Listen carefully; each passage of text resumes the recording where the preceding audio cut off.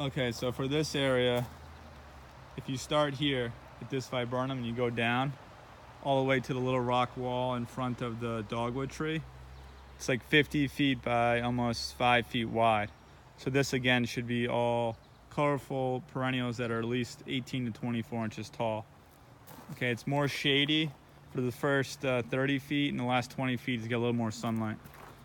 That requires removing this juniper out of here as well. So all these plants would end up coming out. Okay. And maybe you end up transplanting these 4 spirea to the other side where you get more sunlight. Maybe you end up transplanting, you've got like 10 dicentra, which are called bleeding hearts, into this area because there's not enough sunlight over there. You transplant them over here. That's another type of Japanese forest grass, so those are fine where those are located. But then I would end up putting something really shade tolerant, loving underneath this tree. Okay, that's more Japanese forest grass. You just get more sunlight here. That's why they're bigger than over there. There's some dwarf astilbe, which again you might end up using over here.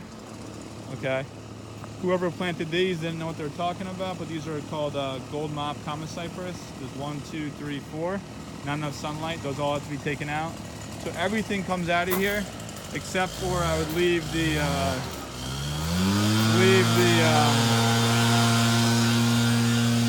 5 spirea, leave the dicentra, but everything else should be, thought out on what's going to be planted through here.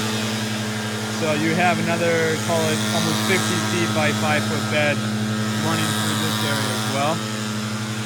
Then you've got another area that's very visible in front of the weeping willow spruce. Another 20 feet by 10 foot area. We have to take out the blue juniper. Okay, I think that should be a priority. And I'd also plant underneath this weeping cherry. Weeping cherry needs to be also treated at the same time the boxwood and the hemlock is treated. That gets something called boar's insect.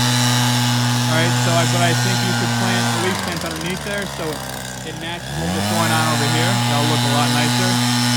And in the future, for a separate project again, I would end up removing all these juniper in the front.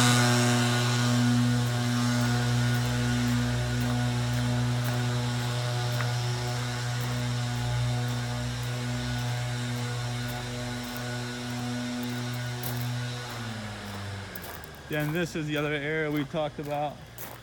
You do have another area in here too. From the viburnum to the end here, there's another 30 feet by 8 feet, which I think you should also landscape. I would remove these 2 overgrown rhododendrons, one here and one here. They kind of dominate the area. Like they're the biggest plant in the area, and I think they look straggly. So I'd remove those 2 juniper.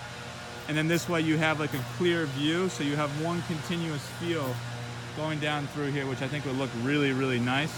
But you have to use really shade-loving perennials for this area. Okay.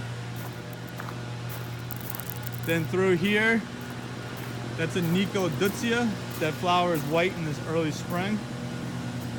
You got some like patches of Pachysandra, another gold mop common cypress doesn't make any sense, more Nicodutzia. The hosta are getting eaten because there's not the proper maintenance. So the bottom line is most of the plants you have on the property the deer are going to eat, and actually a lot of them are getting eaten and damaged. So you really got to get on top of that. And this whole area has to be rethought for what's going on in this area.